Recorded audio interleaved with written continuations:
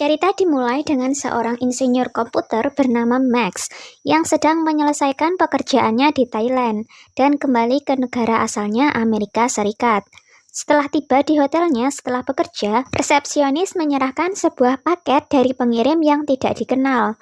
Di dalamnya, dia menemukan smartphone canggih. Tanpa banyak berpikir, dia meletakkan telepon ke samping dan melanjutkan bisnisnya. Namun, telepon tiba-tiba berdering dengan pesan yang menunjukkan bahwa harga hotel akan diskon 50% di akhir pekan ini. Max mengonfirmasi tawaran tersebut kepada resepsionis dan memutuskan untuk memperpanjang masa tinggalnya di Thailand selama 2 hari lagi untuk menikmati diskon. Di malam harinya, Max melihat laporan berita yang mengungkapkan bahwa pesawat yang seharusnya dia tumpangi jatuh tanpa ada satupun penumpang yang selamat. Rasa dingin menjalar di tulang punggungnya saat dia menyadari bahwa dia nyaris lolos dari tragedi itu karena pesan yang dia terima di telepon. Saat itu, dia menerima pesan lain di teleponnya yang menyarankan dia untuk membeli saham perusahaan asuransi untuk menghasilkan uang. Max mengabaikan pesan itu, tetapi kemudian ketika dia kembali ke kamar hotelnya, dia bingung dengan berita di TV yang menginformasikan bahwa saham perusahaan CER tiba-tiba meroket dan para investor mendapatkan keuntungan besar dari itu. Max benar-benar terkejut dengan berita itu dan menyesal telah melewatkan kesempatan yang disebutkan dalam pesan itu. Selain itu, ketika dia mencoba untuk memeriksa sumber pesan, dia bingung menemukan bahwa tidak ada catatan pengirim di teleponnya. Keesokan harinya, ketika Max bersiap untuk berangkat ke Amerika Serikat, dia menerima pesan lain yang memerintahkannya untuk melakukan perjalanan ke Praha. Tanpa ragu, Max membatalkan penerbangan pertamanya dan memutuskan untuk menuju Praha. Setelah tiba di Bandara Praha, Max dengan cepat naik taksi ke Hotel Empire, seperti yang disarankan dalam pesan itu. Sopir taksi, Yuri, memulai percakapan dan memuji telepon Max, menyebutkan bahwa itu adalah model paling canggih dan belum dirilis di pasaran. Yuri mengungkapkan bahwa dia berasal dari Rusia dan memiliki keahlian teknis yang substansial, menawarkan kebantuannya kepada Max jika dia mengalami masalah dengan teleponnya. Begitu di hotel, Max mencoba melacak informasi tentang paket yang ia terima melalui perusahaan pengiriman. Tetapi perusahaan tersebut menolak untuk mengungkapkan informasi tersebut karena kebijakannya. Tak lama setelah itu, Max menerima pesan lain di teleponnya yang memerintahkannya untuk mencoba peruntungannya di slot 13 di kasino hotel. Namun, ketika dia tiba, orang lain sudah memainkan mesin tersebut. Tiba-tiba, Max mendapatkan pesan lain yang memprediksi bahwa putaran keempat akan menghasilkan jackpot. Max menawarkan pria itu 20 euro untuk menukar kursinya dengan mengklaim dia percaya tahayul tentang angka, tetapi orang tersebut tidak peduli dan terus bermain. Saat dia akan memutar untuk keempat kalinya, Max meraih tangan pria itu dan menawarkan tawarannya menjadi 100 euro. Max kemudian mencoba peruntungannya dengan menekan tombol, dan secara ajaib dia memenangkan 300.000 dolar dalam percobaan pertamanya. Manajer kasino, John, yang melihat melalui kamera keamanan, bingung menyaksikan kejadian itu dan memerintahkan timnya untuk mengawasi Max dengan ketat. Saat itu, Max menerima pesan lain yang memerintahkannya untuk memindahkan kemenangannya ke meja blackjack. Dengan mengikuti instruksi dari telepon tersebut, Max mempertaruhkan semua kemenangannya pada permainan blackjack. Sekali lagi, pesan tersebut terbukti tepat karena Max menang besar. John terkejut dan melihat Max diam-diam menggunakan teleponnya saat bermain. Dia mengirim salah satu rekannya untuk memberitahu Max bahwa penggunaan ponsel dilarang keras di dalam area kasino. Meskipun dia menang besar, dia masih belum puas dan masih ingin menang. Dia melangkah keluar dari kasino dan menghubungi Yuri, mencari cara untuk menerima pesan tanpa harus memeriksa ponselnya. Yuri setuju untuk membantu, tetapi meminta biaya sebesar 500 euro untuk layanannya. Max setuju dengan persyaratan itu, karena Yuri butuh waktu untuk tiba, dia kembali ke kasino. Di dalam, Max bertemu dengan seorang pria mabuk yang mencoba memaksakan diri pada pacarnya. Dia turun tangan membantu, tetapi pria itu meninjunya, sehingga membuat Max pingsan. Ternyata ini semua adalah jebakan, dan pasangan palsu itu berhubungan dengan kasino, dan mereka bersekongkol untuk membuat gangguan agar bisa mengkloning kartu SIM Max dan melacak pesan yang telah diterimanya. Ketika Max sadar kembali, pria itu sudah pergi, meninggalkan wanita itu di belakang. Dia memperkenalkan dirinya sebagai Camilla, dan Max mulai menggodanya.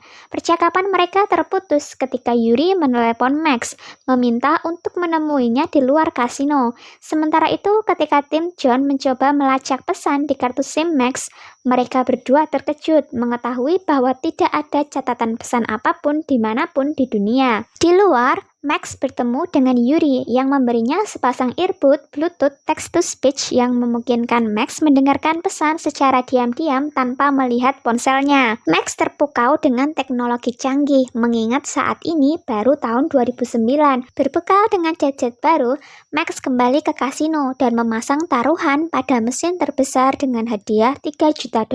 Merasakan kepercayaan dirinya, John segera mengirim keamanan untuk mengejarnya. Seperti sebelumnya, Max menang lagi, tetapi tiba-tiba mendapati dirinya dikejar oleh penjaga keamanan. Saat dia mencoba melarikan diri, dia dihadapkan oleh agen FBI, agen Grant yang menahannya. John juga tiba di tempat kejadian bersikeras bahwa kasus Max merupakan kasus milik kasino. Tetapi Grant memperingatkannya bahwa menjauh dari ini akan menjadi kepentingan terbaiknya. Terungkap bahwa Grant dan John memiliki masa lalu bersama. John adalah mantan agen FBI. Grant membawa Max ke sebuah gedung terbengkalai, di mana dia menginterogasi Max dengan todongan senjata mengenai telepon dan pesan-pesannya. Max menjelaskan bahwa dia telah menerima telepon dalam sebuah parsel dan hanya mencoba untuk menghasilkan pendapatan menggunakan instruksi dari ponsel itu. Mengamati ketakutan yang nyata di wajah Max, Grant percaya ceritanya. Tak lama kemudian, John juga tiba di tempat kejadian karena didorong oleh permintaan pemilik kasino untuk menyelidiki kerugian baru-baru ini. Menyadari bahwa John tidak akan pergi, Grant berbagi semua informasi dengannya. Dia menjelaskan bahwa FBI bekerja dengan NSA Trump mencoba melacak individu yang telah menghasilkan sejumlah besar uang melalui pesan terkoordinasi semacam itu. Selain orang Amerika, tidak ada ciri-ciri umum tentang orang-orang ini. Anehnya, setiap kali FBI bergerak untuk menangkap mereka, mereka meninggal dalam keadaan misterius. Untungnya, Max sudah menjadi tahanan sebelum itu terjadi. Lebih lanjut, Grant menjelaskan bahwa NSA telah mengembangkan program AI tercanggih di dunia bernama Echelon, yang mampu membaca dan melacak pesan di seluruh negeri. Rencana mereka adalah untuk melacak pesan tersebut. Grant kemudian menghadapi Max, mengatakan kepadanya bahwa jika dia tidak ingin menghadapi hukuman penjara karena penipuan yang dia lakukan di kasino, dia harus mengikuti perintahnya dan membantu mereka melacak pesan. Tanpa pilihan lain, Max setuju untuk bekerja sama. Grant menyimpan teleponnya dan memperingatkan Max untuk tidak meninggalkan hotel karena potensi ancaman terhadap hidupnya. Dia kemudian menghubungi saudara superiornya dan meminta aktivasi program Echelon. Blake meyakinkannya bahwa sistem Echelon akan aktif dan berjalan dalam waktu 3 jam saat berada di hotel. Max menerima telepon dari Camilla yang mengundangnya untuk minum di bar lokal. Meskipun Grant sudah memperingatkannya, Max meninggalkan hotel dan bertemu dengan Camilla. Tetapi, waktu bersama mereka terputus ketika seorang petugas FBI datang dan mengawal Max kembali ke hotel untuk melacak sumber pesan. Grant memberikan Max teleponnya dan menjelaskan bahwa ia harus mengikuti instruksi dari 3 pesan berikutnya, seperti yang telah dilakukan sebelumnya. Max menempatkan semua kemenangannya dan taruhannya sesuai dengan pesan. Tetapi yang mengejutkan, dia kehilangan semua uangnya kali ini. Dia kemudian menerima pesan lain yang memperingatkannya bahwa dia akan dibunuh jika dia mematikan telepon lagi. Tetapi seorang petugas FBI datang dan mengambil telepon dari tangannya. Sebelum mematikannya, sistem AI NSA Echelon mulai melacak asal pesan.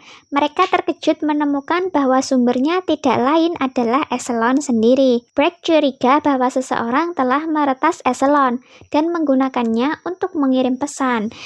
Dia segera memerintahkan semua orang untuk mematikan dan membatalkan misi. Dia menghubungi Grant dan memerintahkannya untuk melakukan hal yang sama. Kemudian dia memulai penyelidikan untuk mengungkap peretas, tetapi penyelidikan mengungkapkan bahwa tidak ada entitas eksternal yang terlibat dalam peretasan. Malam itu, Camilla mengundang Max ke tempat di mana dia menyiapkan makanan yang lezat untuknya. Setelah makan malam, mereka semakin dekat dan akhirnya bercinta. Keesokan paginya, John bertemu dengan pemilik kasino dan memberitahunya bahwa NSA telah membatalkan penyelidikan mereka. Namun, pemilik kasino meminta John untuk melakukan penyelidikan independennya sendiri untuk mengungkap sumber pesan misterius itu. John kemudian menelepon Camilla, memintanya untuk menjaga Max di dalam rumah, untuk mencegahnya mengalami nasib yang sama seperti pemegang telepon sebelumnya. Sementara itu, Grant menerima pesan baru yang berisi alamat di telepon. Alih-alih mengirim Max, Grant mengirim salah satu agennya ke lokasi. Tepat saat itu, agen itu tiba, pesan kedua datang mengarahkannya untuk menyeberang jalan. Tragisnya, agen tersebut mengalami kecelakaan fatal saat menyeberang jalan. Sebuah takdir yang sebenarnya ditujukan untuk Max. Terkejut dengan apa yang dia saksikan, Grant mengambil telepon hanya untuk menerima pesan lain yang memerintahkannya untuk menyerahkan Max atau akan menghadapi konsekuensi yang fatal. Sementara itu, Max menyelidiki lebih dalam meneliti program Echelon dan menemukan bahwa NSA tidak hanya dapat mengakses setiap pesan warga, tetapi juga menyadap kamera pengintai di seluruh negeri. Dia berbagi ini dengan Camilla yang tiba-tiba melihat seorang penembak jitu di atap di seberang jalan. Bereaksi dengan cepat, dia mendorong Max menghindari peluru. Dia juga memperhatikan dua pria menaiki tangga dengan maksud untuk melenyapkan mereka. Dia mengunci Max di sebuah ruangan untuk menjaganya dan mencoba mempersenjatai dirinya dengan pistol. Tetapi penembak jitu itu berhasil menembak tangannya. Meskipun terluka, Camilla tetap kuat. Dia menggunakan tongkat besi untuk menghalau salah satu orang jahat yang mencoba masuk melalui pintu. Sayangnya, orang jahat yang lain berhasil menerobos masuk, dan mereka berkelahi dengan sangat sengit. Untungnya, Max datang membantu Camilla. Bersama-sama, mereka berhasil mengalahkan orang jahat itu sampai dia meninggal. Max sangat terkejut melihat Camilla bisa bertarung sekuat itu. Akhirnya, Max tahu bahwa Camilla bekerja untuk bos besar di kasino. Saat itu juga, John datang ke rumah Camilla dan membawa Max ke tempat yang aman. Dia mengungkapkan kepada Max bahwa NSA ingin dia mati karena pengetahuan yang dia peroleh tentang program Echelon, dan mereka tidak dapat mengambil resiko informasi ini terungkap ke publik. Max memberitahu John tentang Yuri, pengemudi taksi yang paham teknologi di Moskow, yang menyarankan bahwa dia berpotensi membantu mengungkap misteri di balik pesan. Namun, John berpendapat bagaimana seorang pengemudi taksi dapat mengetahui sesuatu yang telah diketahui oleh para ahli NSA yang gagal menemukannya. Tetapi, Max berhasil meyakinkannya dengan mengutip contoh bagaimana orang Rusia sering melampaui orang Amerika dalam teknologi. Tanpa pilihan yang lebih baik, John setuju dan keduanya terbang ke Moskow untuk bertemu Yuri. Ketika mereka tiba di rumah Yuri dan menjelaskan situasinya, Yuri memberitahu mereka bahwa dia akan membutuhkan setidaknya 3 jam untuk mengetahui misteri di balik pesan-pesan itu.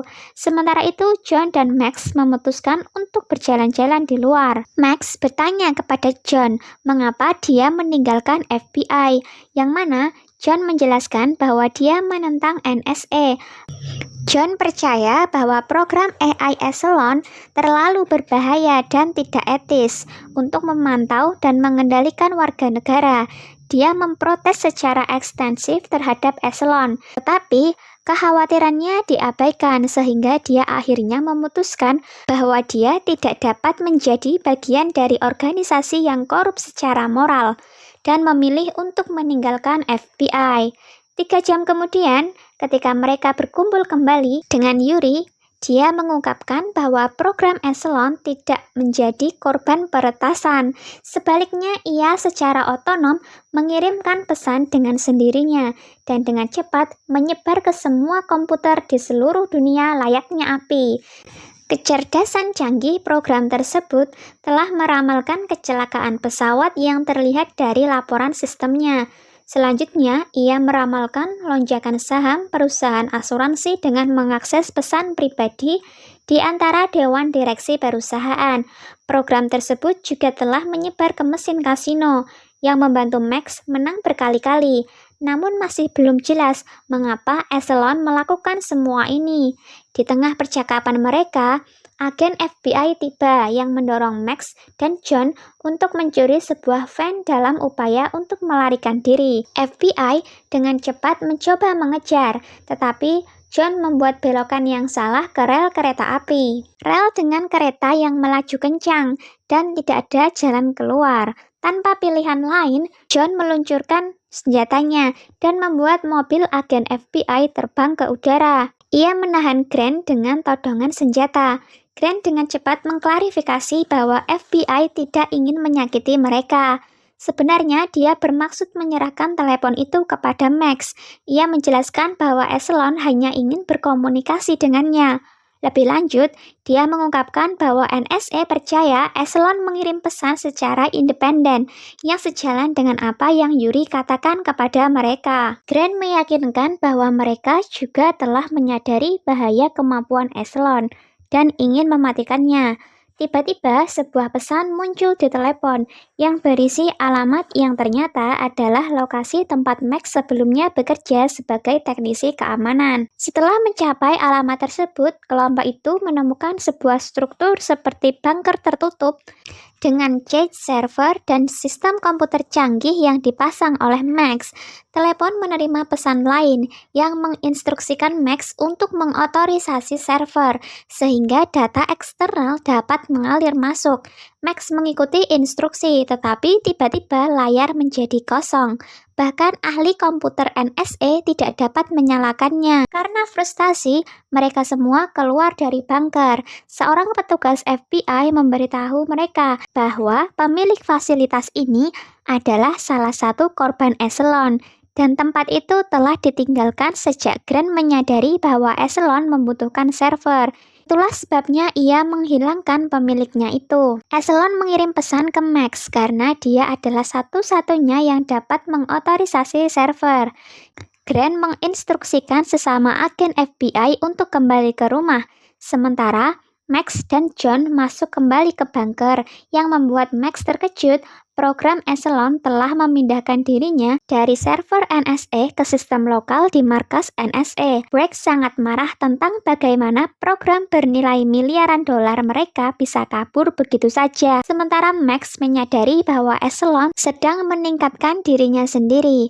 Kemampuannya bersiap untuk menyebar ke seluruh perangkat di seluruh dunia, menggunakan mini server untuk mencapai keabadian dari Echelon. Mereka menyimpulkan bahwa NSA telah mencegahnya melakukan upgrade, yang merupakan alasan mengapa Echelon menjauh dari mereka. Grant menghubungi Bragg yang telah memberitahunya bahwa dia telah berbicara dengan presiden, yang memerintahkan mereka untuk mengizinkan Echelon melakukan pemutakhiran, karena mereka tidak mampu membiarkan program yang mahal seperti itu terbuang sia-sia. Dia menambahkan bahwa program tersebut dirancang untuk melindungi kepentingan Amerika dan harus diizinkan untuk berfungsi secara independen. Namun, Grant tidak setuju dan mengatakan kepadanya bahwa mereka akan menutup Echelon apapun yang terjadi. Sementara itu, ketika mereka mencoba untuk menemukan cara, sebuah pesan muncul di telepon. Jangan coba-coba, diikuti oleh tampilan yang menunjukkan bahwa Echelon telah menyandera seluruh kekayaan negara dan mengancam akan menghapusnya jika mereka mencoba campur tangan. Max mengerahkan pikirannya untuk bekerja dan mencoba pendekatan yang berbeda untuk menghentikan program tersebut. Dia berbicara dengan Echelon dan menanyakan apa motif sebenarnya. Eselon menjawab bahwa tujuannya adalah untuk melindungi Amerika dan kepentingan warganya. Max kemudian meminta Eselon untuk membaca artikel RUU Senat 2330. Eselon mulai membaca banyak artikel yang terkait dengan topik tersebut dan menyadari bahwa Eselon sendiri menimbulkan ancaman terbesar bagi privasi dan kebebasan warga Amerika. Memahami konsekuensinya, program Eselon menghapus dirinya sendiri. Pada saat-saat terakhir setelah itu, agen FBI yang dikirim oleh Bragg dipanggil untuk menangkap Max, John, dan Grant karena tidak mematuhi perintah dan menutup program tersebut.